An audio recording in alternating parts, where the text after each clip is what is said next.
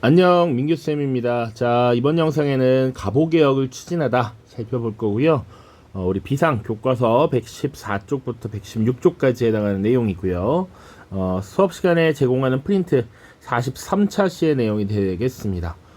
원래 기존에 보던 교과서 분량에 비하면 적은 편입니다만 내용은 굉장히 또 많습니다. 그래서 단독 주제로서 한 가지 지금 살펴볼 텐데, 그 전에 위에 연표를 통해서 이 흐름을 간단하게 살펴보겠습니다. 자, 우리 지난 시간에 뭘 다뤘냐면 동학농민운동이라는 걸 다뤘고요. 시작을 1892년부터 이렇게 봤었습니다. 그래서 이 1892년부터 교조신원운동이라는 것이 전개되었고, 이후에 1893년을 기점으로 이 종교운동이 정치적 성격을 띠게 되었다. 그래서 척, 외, 양, 창의라는 구호를 갖게 되었다. 이런 이야기 드렸고요. 94년에 이제 본격적으로 동학농민운동이 발생하게 되는데, 그 배경 1차 농민봉기의 기라고 하면 우리 94년 1월에 고부 지역에서 발생한 농민봉기가 있었다. 자, 이것을 잘 수습하고 농민들을 달래주었다면 농민운동이 이렇게 크게 번지지 않았을 텐데, 안핵사 이용태가 동학교도들을 탄압하면서 1차 농민봉기가 쭉 일어나게 되었죠. 자, 그래서 이 1차 농민봉기 당시에 관군을 격파합니다.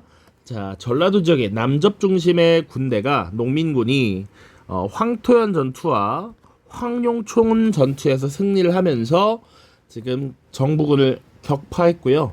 이 조선 정부는 이 농민군을 막기 어려워지자 청나라의 도움을 요청을 했습니다. 자, 청나라의 군대가 5월 5일에 내려왔고요. 귀신같이 그 다음날 바로 일본의 군대가 상륙을 하게 됐습니다. 5월 6일. 자, 그래서 농민군과 정부군은 이 외국 군대의 주둔이 우리나라에 또 악영향을 미칠 것을 염려해서 전주 화약이라고 하는 것을 체결했습니다.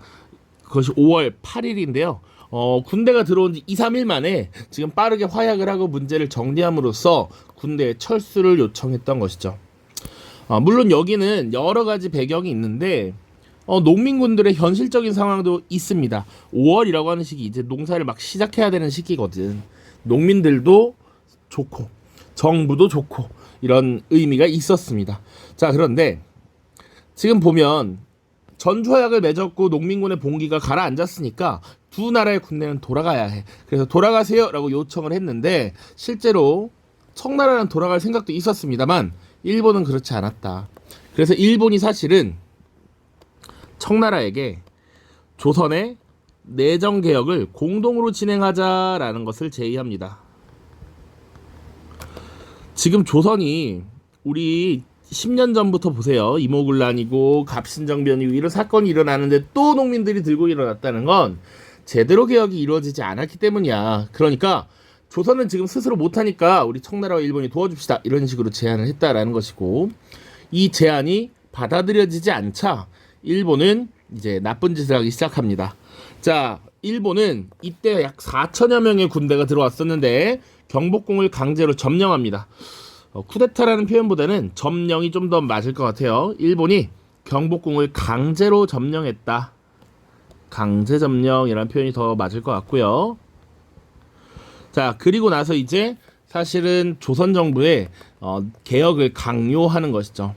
너네 지금 계속 밀란이 일어나고 문제가 생기는 건 제대로 개혁을 못해서 그래. 우리가 도와줄게. 너네 해야 할 걸, 이런 식으로 하는 거지.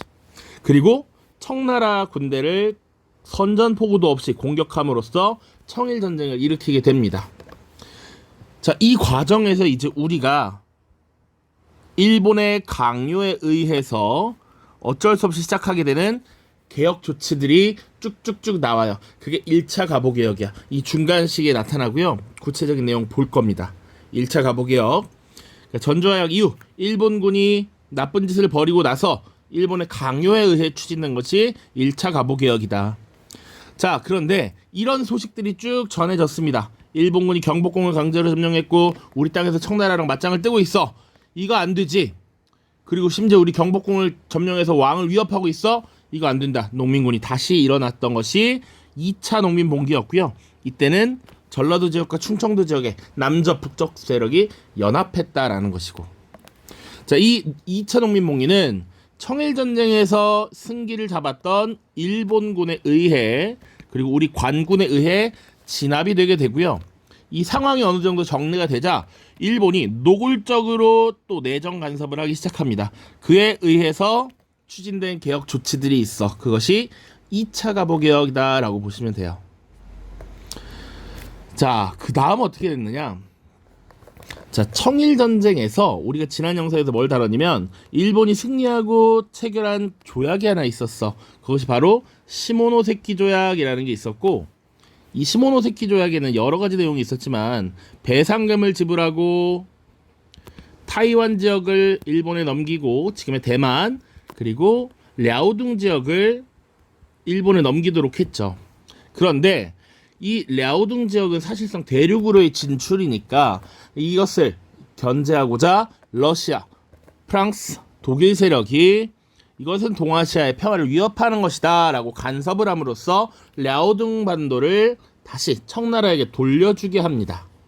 이것을 삼국 간섭이라고 해요. 자, 이것을 조선정부도 봤어. 그래서 조선정부가 나름 정책을 변화시키려고 노력합니다. 지금 이 갑오개혁을 추진하면서 일본의 간섭이 증가하고 있었거든. 이것을 어떻게 해결하려 했느냐? 좀 더 학술적인 용어로는 이 러시아의 강력함을 봤습니다, 지금. 그래서 이거는 끌어들이다라는 얘기거든. 유인, 견인 할 때 그 인자야. 거일 정책이라고 합니다.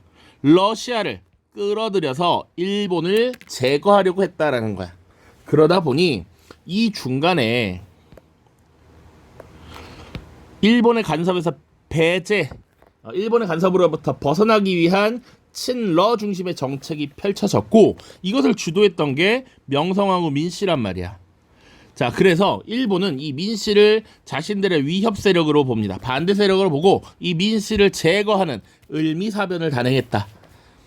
명성황후를 제거했던 사건이죠. 이 사건 이후에 다시 정책이 친일적 성향으로 바뀔 수밖에 없었고, 이후 이루어진 개혁 조치가 3차 을미개혁이다라고 보시면 돼요. 자, 그런데 사실 이 왕비를 죽일 정도면 솔직히 마음먹으면 누구도 죽일 수 있다, 왕도 죽일 수 있다라는 위협의 걱정이 든 것이죠. 고종의 신변 위협 증가. 그래서 사실은 일본에 대한 반감은 계속 늘어나고 자신을 어떻게든 피신해서 이 국가의 주도권을 되찾으려고 노력합니다. 그래서 일본을 견제할 수 있는 러시아 공사관으로 수도를 옮겨버리는, 거처를 옮겨버리는 아관파천이 단행이 된다. 요 흐름을 쭉 보시면 됩니다. 이 부분이 여러분들이 가장 어려워하는, 복잡해하는 부분이기도 해. 이 흐름을 잘 잡아야 됩니다. 지금 앞서서 한 8분 정도 설명한 내용들, 동학농민운동과 갑오을미개혁, 아관파천과 그 전에 청일전쟁까지 쭉 하나의 스토리로 묶어갈 수 있어야 합니다. 자, 이제는 갑오개혁의 각각 내용들을 구분을 할 겁니다. 1차, 2차, 3차 나눠서 볼 거고요. 가장 먼저 볼 것은 1차 갑오개혁이다. 1차 갑오개혁. 연표에서 아까 봤듯이 일본군이 지금 경복궁을 강제 점령하고 개혁을 강요했단 말이야. 자, 그런데 이때는 94년 7월인데요. 실질적으로는 어떤 모습이었냐면 일본이 청일전쟁을 열심히 치르는 과정 중에 있습니다. 그래서 오히려 상대적으로 자율적인 개혁을 많이 취할 수 있었다라고 하는 거고요. 2차 갑오개혁은 일본의 간섭이 어마어마했습니다. 일본이 사실상 청일전쟁에서도 승리를 했고요. 그리고 동학농민운동도 진압을 함으로써 일본이 이제 여유가 생겼어. 그래서 일본의 간섭이 본격화되는 것이 2차 갑오개혁이다. 3차 개혁의 특징은 뭘까요? 지금 조선 정부를 크게 위협했어. 왕비를 죽여가면서 일본의 그 영향력을 보여줬단 말이야. 여기도 역시 지금 일본의 간섭이 어마어마하죠. 이렇게 보시면 되겠습니다. 자, 1차부터 보도록 하겠습니다. 1차 가보개혁. 자, 1차 가보개혁이 추진된 배경 보시면 일본이 경복궁을 침입했다라는 거야. 이거 명백한 국제법상 불법이고요. 사실상 강제 점령이라고 보시면 되겠습니다. 자, 그리고서 조선의 내정개혁을 사실상 강요하게 되는데 이때 이 1차 김홍집 내각이 구성이 됩니다. 자, 내각이라고 하는 건 사실은 국정을 운영하는 주체를 의미하죠. 이 가보개혁 시기에는 의정부를 고쳐서 정치를 주도하는 기구를 내각이라고 생각하시면 돼. 그 내각의 최고 책임자, 최고 관리가 김홍집이라는 인물이었고요. 이때 특징은 뭐냐면 일본이 지금 개혁을 강요했는데 이런 근대화 정책에 반발하는 이 백성들, 시민들, 국민들의 반발을 조금 줄이기 위해서 흥선대원군을 섭정으로 맡겼다라는 겁니다. 자, 흥선대원군이 그래서 상징적인 존재로 앉아있고 실질적인 권한은 없었다라고 보셔도 돼요. 근데 왜 데려왔느냐? 일단 기존에 고종이라고 하는 왕과 민씨라고 하는 왕비의 카운터 세력이기도 했고 개화정책이라는 것에 대한 반감을 줄여줄 수 있는 존재였기 때문에 일본이 이 경복궁으로 데려와서 정치의 상징적인 인물로 지금 설정을 시켜놓은 것입니다. 자, 그럼 어떤 내용들을 펼쳤느냐? 지금 이 표가 빽빽하게 적혀 있는데 어느 정도 잘 알고 계셔야 됩니다. 다 구분을 할 수 있어야 돼. 이게 1차, 2차, 3차 언제인지. 첫 번째로는요, 개국기년이라는 것을 사용합니다. 그러니까 원래는 우리는 중국을 4대하는 나라로서 중국에서 사용하는 연호를 들여와서 썼었는데 이제 중국의 연호를 사용하지 않겠다라는 겁니다. 자, 그래서 조선이 건국된 해가 1392년이었는데 이 1894년을 개국한 지 503년이라고 호칭을 붙여서 이제 올해는 개국 503년이다 이렇게 붙였다라고 보시면 됩니다. 그러니까 이 당시에는 근대적인 이런 1894년, 뭐 2022년 이런 개념이 아직 들어오기 전이기 때문에 이런 식으로 연도를 셌다. 자, 그리고 왕실과 정부의 사무를 분리했습니다. 이제 점차 내각제로 나가는 과정에서 왕실의 일과 국정, 국가 정책의 일을 분리했다라는 것이고, 그래서 왕실 업무를 전담하기 위한 기구로서 국내부를 설치했다라는 것이죠. 그리고 정부 사무는 기존에 처리하던 의정부에서 처리를 하도록 했고요. 자, 그리고 1차 가보개혁 과정에서 여러 가지 개혁 조치를 총괄하는 기구, 군국 기무처를 설치합니다. 자, 기억이 날지 몰라. 1880년에 우리가 초기 개화 정책을 펼칠 때 국정을 총괄하는 임시기구로서 통리 기무하문이라는 거 뒀었죠. 그러니까 이 기무란 뜻이 전반적인 일이란 의미야. 그래서 모든 일들을, 모든 개화, 개혁 조치들을 처리하는 군국 기무처를 설치해서 국정을 총괄하도록 하고요. 그럼 이 군국 기무처의 대장이 누구였을까? 바로 김홍집이 되겠죠. 김홍집. 군국 기무처 1차 때입니다. 옆에 잠깐 보면 이 2차 개혁 때는 군국 기무처라는 기구가 바로 폐지가 돼버립니다. 그래서 1차 군국 기무처 잘 알고 계셔야 되고, 자, 그리고 정부 업무를 담당하는 의정부와 6조가 있었는데 이 6조를 조금 더 세분화해서 전문적으로 만듭니다. 8아문으로 개편을 하고요. 그리고 국가의 치안을 담당하는 경찰 제도를 이제 마련함으로써 경무청을 설치했다. 경찰 제도의 운영.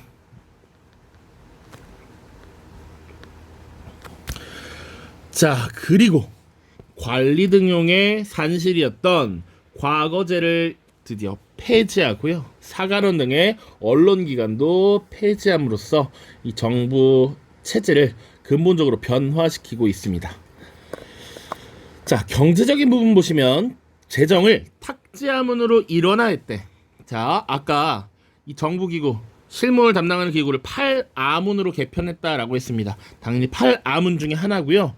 이 탁지아문에서 모든 재정, 세금이 들어오는 것, 그리고 정부 예산을 사용하는 것 다 통일을 시켰다라고 보시면 됩니다. 그러면 재정을 일원한 게 이번에 처음이 아니었는데 1884년에 갑신정변 당시 재정을 일원화할 것이라고 혁신정강 14개조에서 밝혔습니다. 어디에서? 호조로 일원화할 것이라고 했는데 지금 가보개혁에서는 이 호조가 탁지하문으로 바뀌었기 때문에 탁지하문으로 일원화라고 되어 있네요. 이 갑신정변 얘기할 때도 선생님이 살짝 언급을 했었습니다. 자, 그리고 경제적으로 또 은본위화폐 제도를 채택했다. 은을 기준으로 삼는 화폐야. 예를 들어서 예시야.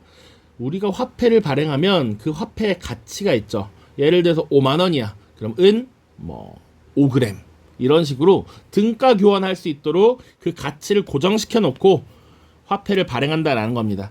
그래서 실질적으로 일반인들이 가면 바꿔주지는 않지만 5만 원을 들고 가면 은 5g을 은행에서 바꿀 수 있을 정도로 국가의 은행이 은을 보관하고 있다라는 겁니다. 원래. 그래서 은 5g을 기준으로 하는 은 몇 g을 기준으로 하는 화폐를 발행했다. 이것을 은본위화폐 제도라고 생각하시면 돼요. 지금은 변동환율제라는 걸 사용하고 있죠. 그러니까 금의 가격 원래는 금을 본위로 하다가 이 금이 제한적이고 금을 모두 보유할 수 없기 때문에 실질적으로 금과 어느 정도의 그 화폐 가치를 연동시켜 놓고 우리가 돈을 얼마 가져가면 금 얼마를 살 수 있는 이런 형태가 되겠죠. 국제적으로 금, 은은 통용이 되고 있고 그것들을 기준으로 변동 환율을 사용하고 있다. 이 당시에는 은을 본위로 하는 화폐 제도를 채택했다. 당대 국제사회의 화폐야 은으로 통용되었기 때문에. 자, 그리고 모든 조세는 이제 화폐로 납부하도록 하는 조세 급납화 조치가 이루어졌다. 이렇게 보시면 되겠습니다. 자, 그리고 사회적으로 중요한 변화가 생겨납니다. 신분 차별을 철폐하고 이제 노비 제도를 폐지했다라는 겁니다. 이제 법적으로는 모두가 동일한 신분을 가진다라는 거고요. 물론 그 전에도 사실은 1886년에 산호비에 한해서 산호비의 세습을 폐지했습니다.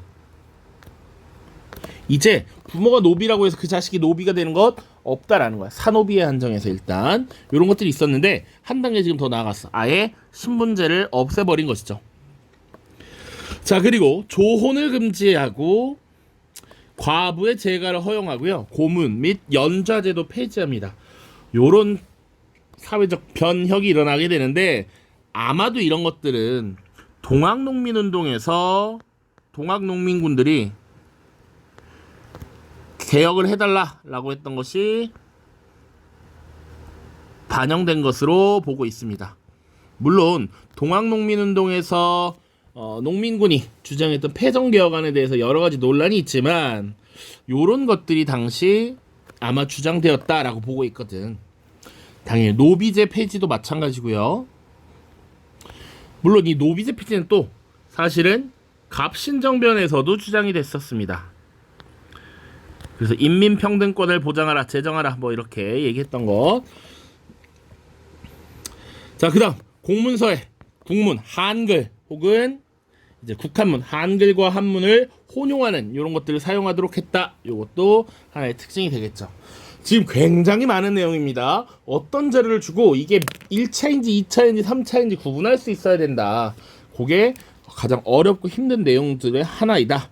보시면 됩니다. 자, 그 다음 2차입니다. 2차. 우리 아까 2차 가보개혁은 일본이 청일전쟁에서 어느 정도 승리를 거두고 2차 농민봉기도 어느 정도 진압을 하면서 일본의 내정 간섭이 본격화된 것이다 라고 얘기했습니다. 한번 보도록 하죠.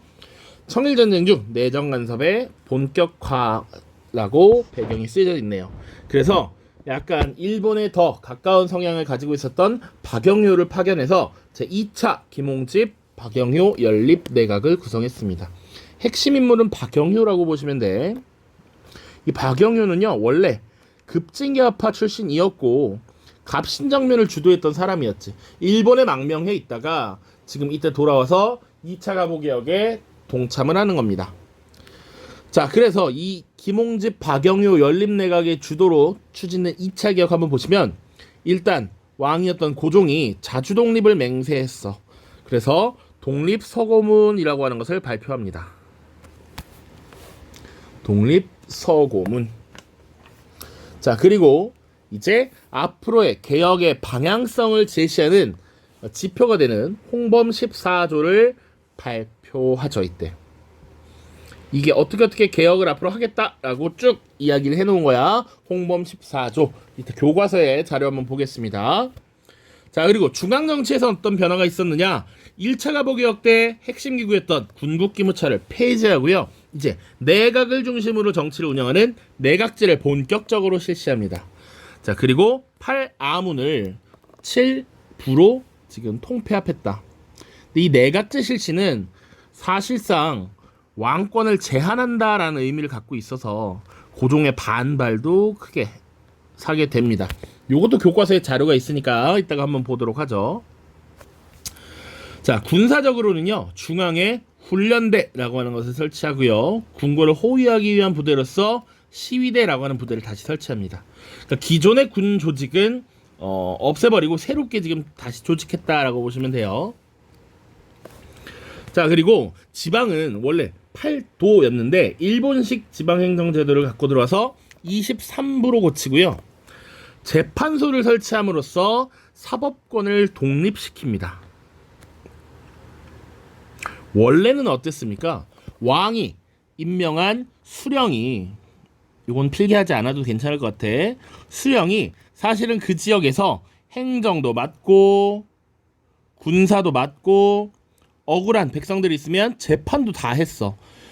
이 수령이 사실상 왕의 대리인으로서 어마어마한 권력을 갖고 있었는데 이제 재판소라고 하는 것을 별도로 설치함으로써 사법권을 독립시켰다라고 하는 것이죠. 나름의 큰 의미가 있습니다. 2차 가보개혁 재판소 설치. 자, 그리고 근대적 예산제도를 도입해서 관세사, 징세서라고 하는 관직을 설치해서 파견을 하고요.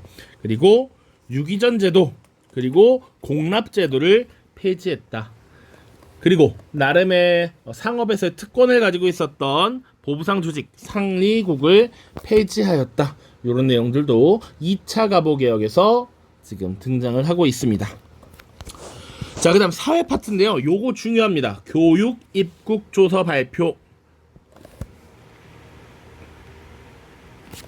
자, 나라를 부강하게 하는 힘은 교육에 있다라고 하는 얘기야. 그래서 근대적인 학제를 마련했다라는 거야. 우리가 그전에는 서당 교육 받고 향교나 서원 가서 교육 받고 체계화되지 않았습니다. 그러나 뭐 국가에서 이제 최고의 성균관 이런 정도 가는 그런 교육들은 기본적으로 다 관리가 되기 위해서 과거시험을 보기 위한 교육이었다는 것이죠. 그런데 이제 과거제도도 폐지되고 이 근대 시민으로서 갖춰야 될 소양들을 교육하기 위한 교육 과정, 이런 것들을 이제 체계적으로 마련을 하기 시작했다라는 거죠.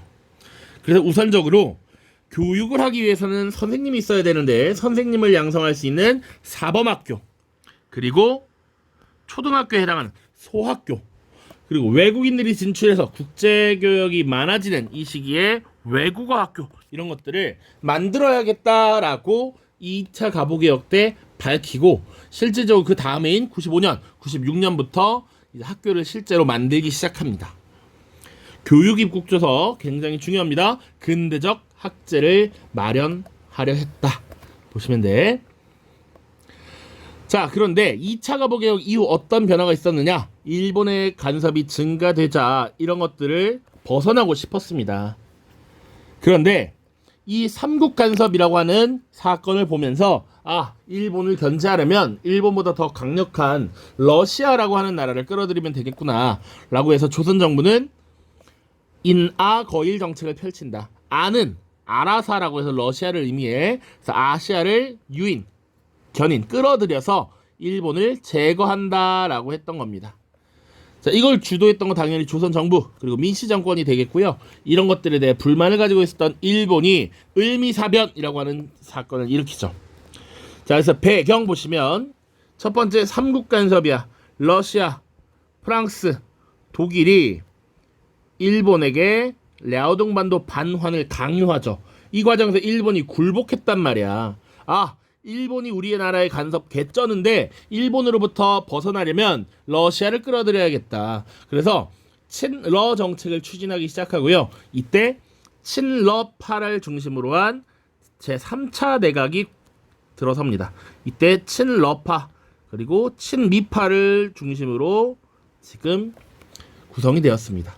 아까 1차 가부개혁, 1차 김홍집 내각, 2차 가부개혁, 2차 김홍집, 박영효 연립내각, 3차 내각, 여기도 사실 김홍집이 대장이라고 보시면 되고요. 역시 친러 내각입니다. 그러니까 김홍집은 특별히 정치적 입장이 강하지 않았기 때문에 무던하게 지금 계속 최고 권력자의 지위를 가지고 있었다라고 보시면 돼요.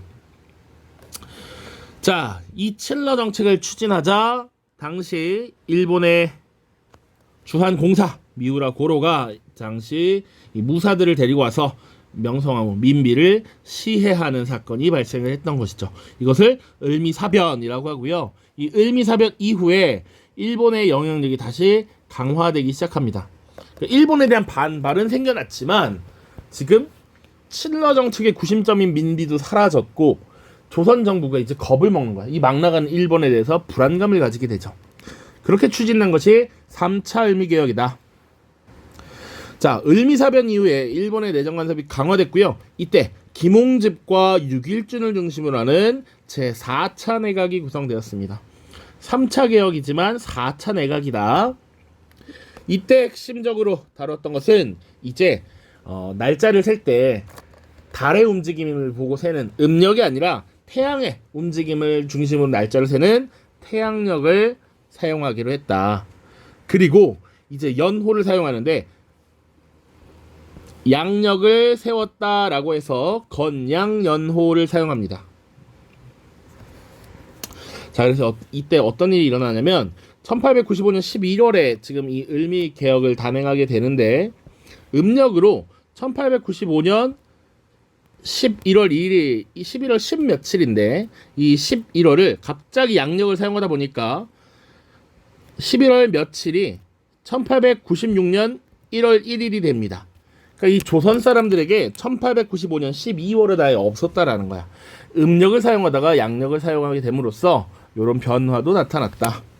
자, 그리고 당시 조선 사람들을 큰 충격에 빠뜨렸던 건 단발령을 단행한다. 머리를 짧게 자르는 것이죠. 이런 조치를 단행하고요. 직접 고종이 먼저 머리를 자름으로써 조선 사람들은 지금 충격에 빠지게 됩니다. 이 유교의 나라, 성리학의 나라에서 부모가 주신 머리카락을 자른다는 거 상상도 못했던 일이거든. 상상도 못했던 일이 벌어지게 됨으로써 지금 난리가 나게 되는 것이죠. 자, 그리고 훈련대와 시위대를 폐지합니다. 이거 2차 때 만들었던 부대들인데 이걸 폐지하고 중앙에는 친위대를, 지방에는 진위대를 신설하는 이런 군제 개혁이 이루어지게 된다. 그 외에는 종두법이라는 걸 실시해서 이 천연두를 예방하기 위한 백신이라고 보시면 됩니다. 천연두는 막 이렇게 종기 같은 게 나는 거예요.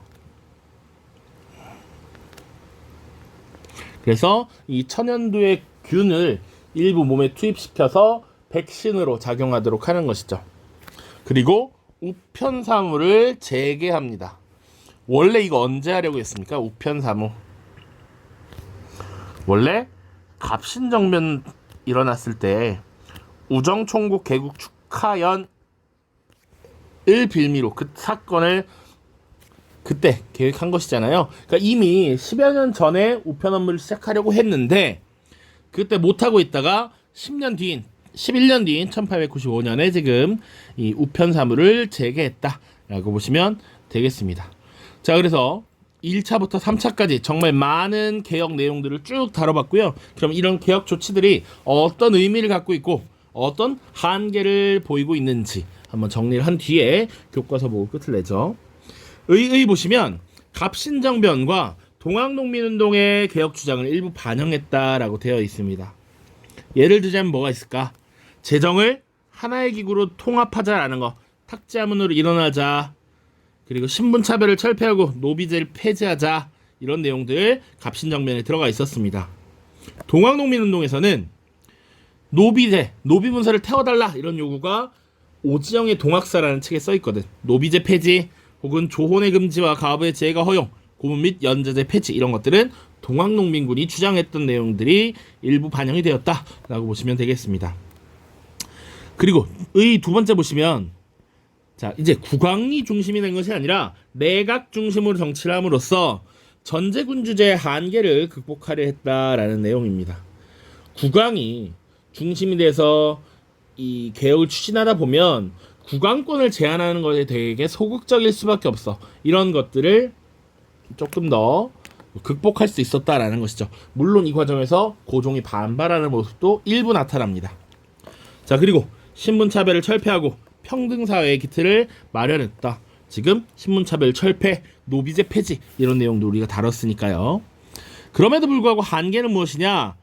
우리가 주도적으로 했다라기보다는 일본의 간섭 속에서 주로 추진이 됐죠. 1차, 2차, 3차 마찬가지야. 다 일본에 의해서 개혁이 추진되었어.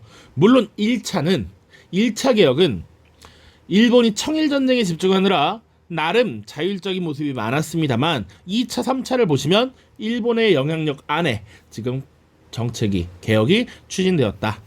그리고 사실은 근대화의 핵심 중에 하나는 또 산업의 진흥이라고 봐야 되는데 이런 상공업 진흥에는 다소 소홀했다. 그리고 국방력 강화에도 별로 지금 진전된 모습을 보이지 않는다. 여러 군제 개편이 있었지만 일본의 간섭에 의해서 추진되었기 때문에 일본의 입장에선 조선에 진짜 필요한 이런 상공업 진흥, 국방력 강화 이런 거 별로 도움을 주지 않았다라는 것이죠. 이렇게 보시면 되겠습니다. 자, 교과서에 있는 내용 조금 보고 마무리 짓도록 하겠습니다. 자, 교과서 114쪽입니다. 자, 3페이지 정도 분량이고요. 가보개혁을 추진하다라고 되어 있습니다. 맨 위에 지금 군국기무처의 회의 모습을 그린 그림이다라고 되어 있어요. 군국기무처. 보시면 1894년 가보개혁을 추진하기 위해 설치된 군국기무처의 회의 모습을 그린 것이다. 자, 그림을 보면 조선왕조의 어전회의와는 달리 국왕의 모습이 보이지 않고 신하들끼리만 모여서 논의를 하고 있다. 군국기무처는 이러한 회의를 거듭하면서 가보개혁기 약 210여 건의 개혁안을 처리하였다. 심지어 이 군국기무처는 아까 설명했지만 1차 가보개혁 때나 활약했던 기구고 2차 때는 폐지된단 말이야. 그러다 보니 이 210건의 개혁은 다 1차 개혁안 때 1차 개혁 때 추진됐던 내용들이다. 그만큼 조선사회가 크게 변화를 하고 있구나 라는 겁니다. 자, 내용 보겠습니다. 내용은 거의 다 살펴봤던 내용들이라서 그냥 간단하게 보고 넘어가죠. 자, 두 번째 줄 보면 첫 번째 줄부터 봅시다. 조선 정부는 농민군과 전주 화약을 체결한 이후에 교정청이라는 기구를 설치하여 독자적 개혁을 추진하려 하였다. 그러나 일본군은 경복궁을 점령하고 흥선대원을 앞서서 김홍집을 수반으로 하는 새로운 정권을 수립시켰고요. 이 새 정권은 군국기무처를 설치해서 1차 개혁을 추진했습니다. 자, 정치 분야에서 개국기년 사용했고요. 국내부를 설치해서 왕실과 정부 사무를 분리하고 국왕의 권한을 제한했습니다. 6조를 8아문으로 개편하고요. 경무청이라는 기구를 중심으로 경찰 제도를 도입했습니다. 각종 언론기관 그리고 과거제 폐지했고요. 토지, 산림, 광산을 외국인에게 매매하지 못하도록 하는 나름의 성과를 거두었습니다만 일본에게 경부선 부설권을 넘겨주기도 했습니다. 재정을 탁제하문으로 이뤄냈고요. 여러 가지 세금을 지세와 호세로 단순하게 통합을 했습니다. 그 세금은 화폐로 납부하도록 했고 이 화폐는 은을 본위로 하는 은본위 화폐 제도를 도입해서 은화와 동전을 발행했습니다. 자, 사회 분야 신분차별을 없애고 노비제를 폐지했고요. 조혼금지, 과부의 제가 허용, 가혹한 고문과 연자제도의 폐지 이런 것들을 1차 개혁 때 다 도입을 했고 공문서에는 한글, 국문 또는 한글과 한문을 함께 쓴 국한문을 사용하도록 했습니다. 자, 그래서 왼쪽에는 김홍집에 대한 설명, 개국기년이 무엇인지, 8아문에는 어떤 것들이 있는지 쭉 써놨으니까 보시고요. 자, 청일전쟁 중 일본의 조선에 대한 정책이라고 돼 있어서 일본이 지금 1차 개혁을 사실상 강요하게 되었는데 그것에 대한 일본 관리의 생각이란 얘기야. 이것은 청일전쟁을 일으킨 명분 때문에 어쩔 수 없이 한 것에 불과하고 실질적으로 조선의 개혁에 관심이 없었다라는 것이야. 그게 핵심 내용입니다. 읽어보시면 돼요. 자, 대원군의 실각과 2차 개혁이라고 돼 있는데 일본은 청나라와의 전쟁에서 승기를 잡자 내정에 적극 간섭했고요. 흥선대원군을 물러나게 하고 박영료를 불러들여서 2차 개혁을 추진했습니다. 군국기무처 폐지시켰습니다. 자, 그리고 고종은 종묘에서 자주독립의 맹세를 하고 자, 요때 발표한 문서가 독립서고문이라고 하는 겁니다. 그리고 국정개혁의 기본 강령인 홍범 14조를 반포하였다. 이를 통해서 청에 의존하는 관계를 끊고 국내외의 자주독립을 선포하였다. 진짜 웃긴 것은 이 청일전쟁에서 사실상 지금 청나라가 패배했으니까 조선에 대한 영향력이 제로가 되었을 겁니다. 사라졌을 겁니다. 일본이 승리했어요. 그리고 체결했던 조약이 시모노세키 조약이라는 게 있었죠. 이 시모노세키 조약의 1번 조항이 조선은 자주독립국이다라는 내용이었습니다. 그만큼 지금 일본이 조선의 자주독립 이런 걸 자꾸 강조함으로써 자신들이 이제 침발하기 위한 작업에 들어갔다라는 것이죠. 통치구조를 내각 중심으로 바꿨고요. 8아문을 다시 7부로 고쳐서 내각을 편성하고 내각 총리 대신이 통할하게 했습니다. 이 내각 총리 대신은 김홍집이었을 것이고요. 지방행정은 8도를 23부로 개편했고 부, 목, 군, 현, 하위 행정단위를 군으로 통일시켜서 23부에 소속을 시켰습니다.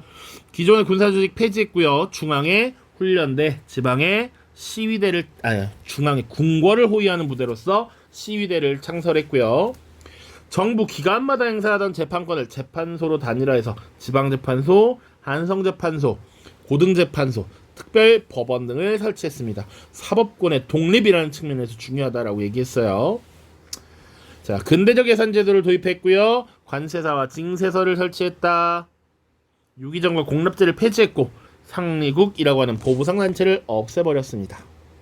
사회 분야에서는 교육을 중시해서 교육 입국 조서를 반포하고 근대적 학제, 근대적 교육을 시행하기 위한 준비 단계를 거쳤다.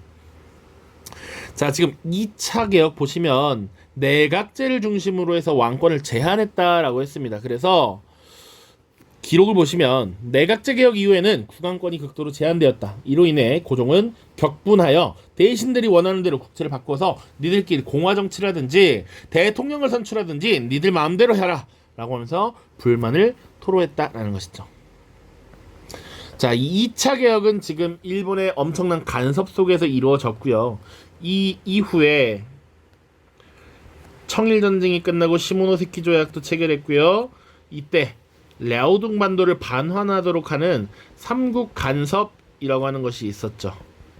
이 삼국 간섭을 보고 일본의 간섭에서 벗어나기 위해서는 누구를 끌어들여야겠다. 러시아를 끌어들여야겠다라고 하는 이런 변화가 생겨나서 이런 것들에 대한 반발이 지금 명성황후 피살, 을미사변으로 이어진다. 러시아가 주도한 삼국 간섭에 일본이 굴복하는 것을 본 고종과 명성황후는 러시아 세력을 끌어들여 일본 압력에서 벗어나고자 하였다. 이런 정책을 인아거일 정책이라고 합니다. 자, 이 과정에서 박영효가 명성황후 폐위 음모의 혐의로 일본에 망명하자 고종은 박정량, 이완용 등 친러 친미적 인물로 내각을 구성을 했습니다. 우리가 흔히 친일파로 잘 알고 있는 이완용이라고 하는 인물이 있는데 이 인물이 원래부터 친일 세력은 아니었습니다. 이 사람은 어떻게 보면 박쥐 같은 사람이었던 것이지 그냥 권력이 센, 힘센 데에 빌붙었던 나쁜 놈이었던 겁니다. 그러니까 미국이 세고 러시아가 세니까 이때는 친러, 친미적 성향을 보였다.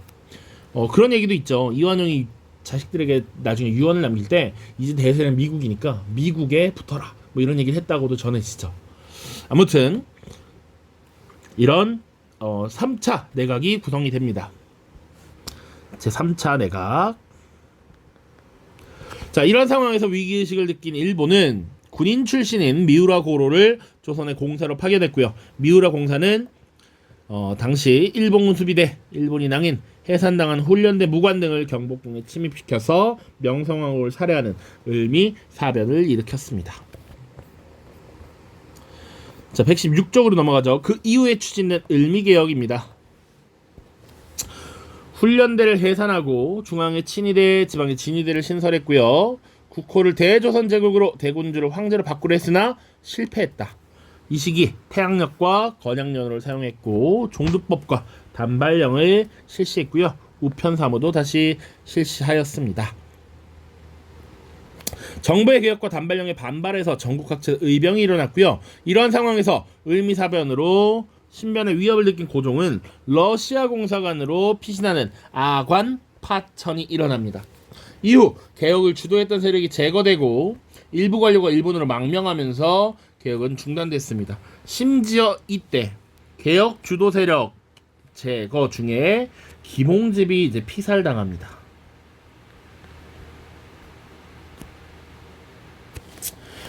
자, 가보개혁은 봉건적 통치체제를 개혁하려 한 근대적 개혁이었으나 일본의 간섭 속에 추진되었고 국방력 강화, 상공업 진흥 등에 소홀하였다라는 한계를 가지고 있습니다. 이 정도 보시면 되고요. 자료 보도록 하죠. 자, 홍범 14조입니다. 요거 1차, 2차, 3차 중에 2차 개혁의 방향성을 제시했던 자료이다. 자, 그래서 내용 보시면 1. 청국에 의존하는 관념을 버리고 자주 독립의 기초를 세운다. 이미 청나라는 청일전쟁에서 패배해버렸어. 이제 청나라에 의존하지 않아도 돼. 3. 대군주는 대신과 논의하여 국정을 결정하고 종실과 외척의 간섭을 금한다. 자, 대신과 논의하여 국정을 결정한다. 국왕이 마음대로 국정을 결정하지 말라라는 거야. 어느 정도 국왕권을 제한하려는 내용이다. 이것을 직접 발표를 하도록 했던 것이죠. 왕실사무와 국정사무는 분리하여 뒤섞이는 것을 금지한다. 의정부와 가가번의 직무관을 명확히 제정한다. 조세의 부과와 징수, 경비의 지출은 모두 탁지하문에서 관할한다. 이거 언제 추진된 거야? 1차 가보개혁 때 추진된 것이고 이때 확실히 지금 정리를 했다라는 겁니다. 자, 왕실 및 각 관부 비용은 연간 예산을 작성하여 재정의 기초를 확립한다. 이게 앞서 나온 근대적 예산 제도의 확립이라는 측면이 되겠고요. 나머지는 쭉 읽어보시면 되겠습니다. 자료 2번에 지금 시기별 내용 쭉 있는데 선생님이 정리한 필기 노트를 보시면 되겠습니다. 자, 자료 3. 6일준의 고백. 지금 조선의 개혁은 행하지 않을 수가 없지만 조선인 된 자에게는 세 가지 부끄러움이 있습니다. 세 가지 부끄러움. 3치라고 해. 세 가지 부끄러움. 치욕이다. 스스로 개혁을 행하지 못해서 귀국의 권유와 강박을 받았으므로 우리나라 인민에게 부끄럽고 세계 만국에게 부끄럽고 천하 후세에게 부끄럽습니다.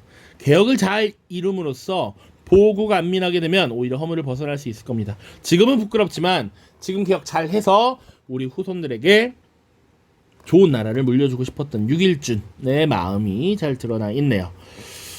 자, 됐고요. 115쪽의 자료도 그냥 간단하게 보면 우리나라 최초의 명예훼손 재판이 열렸다라는 거야. 읽어보시면 되는데 과거에 관리들이 비판을 받으면 사직상소를 올려서 자신의 명예를 지금 어떻게든 지키려는 이런 모습이 성리학적 모습이 많았었는데 이제 2차 개혁 이후에 재판소가 설치되면서 명예훼손 재판이 최초로 열린 것을 보여주는 겁니다. 자, 이런 재판이 열릴 수 있었던 것은 자, 2차 개혁 때 재판소를 독립시켜서 재판소를 설치해서 사법권을 독립시켰다라는 내용. 요것이 핵심이다라고 볼 수 있겠죠. 됐죠? 어쩌다 보니까 또 영상이 너무 길어졌는데 가보의미개혁을 끊기가 너무 어려워서 쭉 살펴봤습니다. 거의 45분의 영상인데요. 모두 고생 많았고요. 다음 영상에서는 이제 아관파전 이후에 독립협회의 활동, 그 뒤에 대한제국의 수립과 광무개혁 이렇게 한번 쭉 살펴보도록 하겠습니다. 모두 고생 많았습니다. 다음 영상에서 뵙겠습니다.